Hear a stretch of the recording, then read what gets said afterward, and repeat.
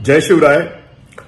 मित्रांनो, आज पेपर वाचला आणि कळालं की वंचित बहुजन आघाडीचं तिकीट अफसर खान नावाच्या एका ज्येष्ठ नगरसेवकाला संभाजीनगरच्या गेलंय.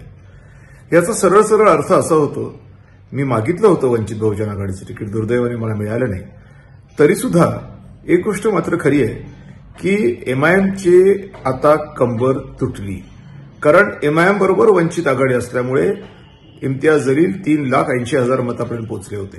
आता वंचितचा स्वतंत्र उमेदवार असल्यामुळे आणि तोही मुस्लिम समाजाचा असल्यामुळे नैसर्गिकरित्या आता एमआयएम संपलंय. आता या पार्श्वभूमीवर चंद्रकांत खैरेंचं सुद्धा जर आपण मतदान बघितलं तर चंद्रकांत खैरेंचं मतदान 3 ठिकाणी झालंय.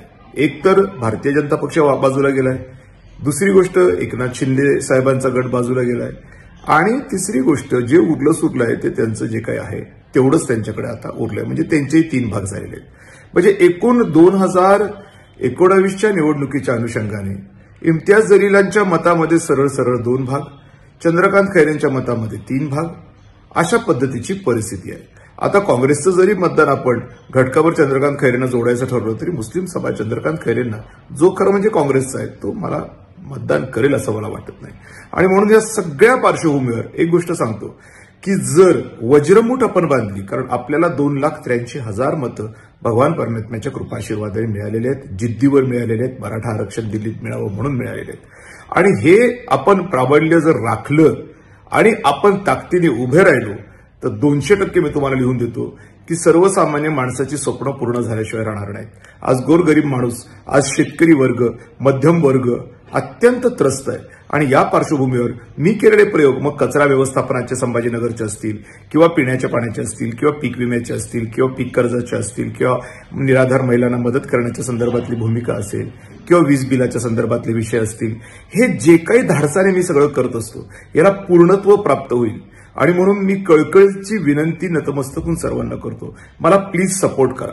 ही निवडणूक आपण ताब्यात घेऊ आणि ही निवडणूक जर आपण ताब्यात घेऊ शकलो, किंबहुना घ्यावीच, कारण मी तर असं म्हणेन की आता ही निवडणूक ताब्यात घेणं ही श्रींची इच्छा आहे.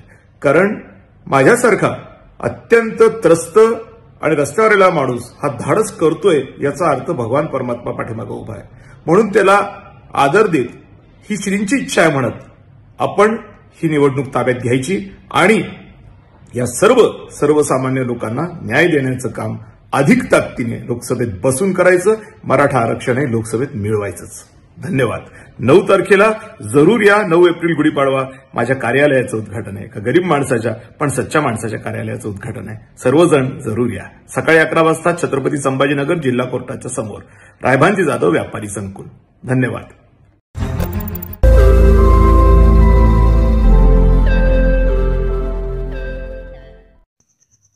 रोज नई खबरों को देखने के लिए हमारे औरंगाबाद समाचार चैनल को सब्सक्राइब कीजिए और नोटिफिकेशन पाने के लिए हमारे बेल आइकन को दबाइए ताकि हर खबर की नोटिफिकेशन आपको मिलती रहे.